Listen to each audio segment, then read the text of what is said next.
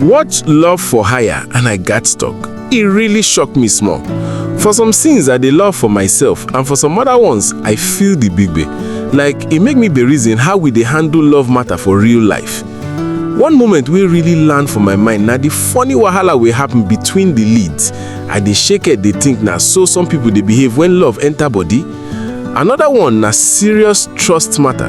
E show how people fit hide in tensions, and the tension dey so real. Then one soft emotional scene make me just lean forward, dey feel the whole energy of the matter. Victory Michael, Cynthia Clarke and Sonita Fred abeg arrange the scenes well. I feel their energy for screen.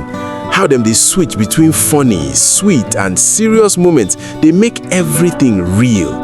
E no be like them dey act, e be like you dey see real people dey face real wahala for love. After I watch am, I dey reason how love dey sometimes carry complications, wahala and surprises wey you no see come.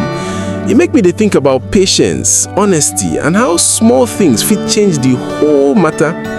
Honestly, I no expect some of these twists, and I still dey reason wetin I for do if na me dey their shoe.